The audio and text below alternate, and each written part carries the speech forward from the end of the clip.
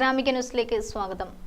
ഭിന്നശേഷിയുള്ള കുഞ്ഞിനെ പരിചരിക്കുന്നതിനായി അമ്മയ്ക്ക് അവധി നിഷേധിക്കുന്നത് സ്ത്രീകളുടെ തുല്യ പങ്കാളിത്തം ഉറപ്പാക്കാനുള്ള സംസ്ഥാനത്തിന്റെ ഭരണഘടനാപരമായ കടമയുടെ ലംഘനമാണെന്ന് സുപ്രീം കോടതി. വിഷയം ഗൗരവകരമാണെന്നും ചീഫ് ജസ്റ്റിസ് DY ചന്ദ്രചൂഡും ജസ്റ്റിസ് JB പർദിവാലയും അടങ്ങുന്ന ബെഞ്ച് അഭിപ്രായപ്പെട്ടു. ഹിമാചൽ പ്രദേശിലെ ജിയോഗ്രഫി വിഭാഗത്തിലെ അസിസ്റ്റന്റ് പ്രൊഫസറാണ് ചൈൽഡ് കെയർ ലീവ് അനുവദിക്കണമെന്നാവശ്യപ്പെട്ട് സുപ്രീം കോടതിയെ സമീപിച്ചത്.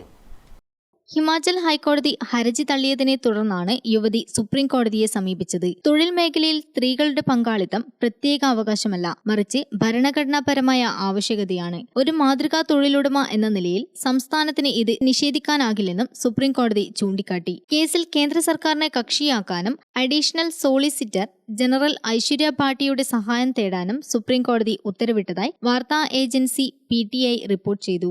സർക്കാർ കോളേജിലെ ജിയോഗ്രഫി വിഭാഗത്തിൽ അസിസ്റ്റന്റ് പ്രൊഫസറായ ഹർജിക്കാരിയുടെ 14 വയസ്സുള്ള മകൻ ഓസ്റ്റിയോജെനിസിസ് ഇംപെർഫെക്റ്റ് എന്ന അപൂർവ ജനിതക വൈകല്യമുള്ള ആളാണ്. ജനിച്ചതു മുതൽ നിരവധി ശസ്ത്രക്രിയകൾക്ക് വിധേയനായിട്ടുണ്ടെന്നും സുപ്രീം കോടതി നിരീക്ഷിച്ചു. ഹർജിക്കാരിയുടെ മകന്റെ നിരന്തര ചികിത്സക്കും ശസ്ത്രക്രിയകൾക്കും സാധാരണ ജീവിതത്തിനും മാതാവിന്റെ അവധി ആവശ്യമാണ്. മകന്റെ ചികിത്സ കാരണം ഹർജിക്കാരിയുടെ എല്ലാ അനുവദനീയ അവധികളും തീർന്നുവെന്നും 1972 central civil service rule 43C ശിശു സംരക്ഷണ അവധി അനുവദിക്കാൻ വ്യവസ്ഥ ചെയ്യുന്നുണ്ടെന്നും ചീഫ് ജസ്റ്റിസ് ചൂണ്ടിക്കാട്ടി. News desk Gramika.